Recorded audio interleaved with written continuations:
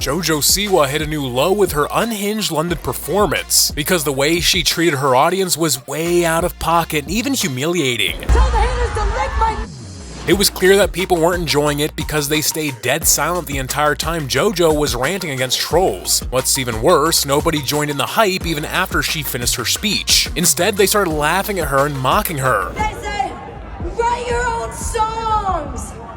That's not even you singing!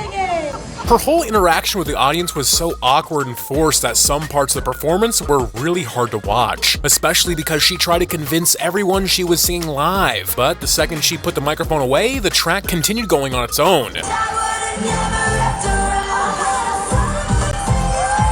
And people started calling her out, saying she had no business being on that stage if she wasn't going to sing a single lyric. Is the mic just a prop? The mic was a suggestion, but the worst part of the performance was the moment she, intentionally or not, insulted everyone present when she said this. 14 years of my life, I performed in front of 6-year-olds, and they were way louder than this. Which many thought was ridiculous, because if you have to hype up the audience instead of the other way around, there's a high chance that the performer is the one who needs to take a hint. However, JoJo's clearly living in her own little bubble and in a completely different reality, because she bragged on TikTok that she was performing in front of 20,000 people who paid God knows how much just to see her. But then a random TikToker exposed her when they revealed her performance was actually free of charge, and most people only attended it because they just happened to be there at the biggest UK festival. Every day I still get out.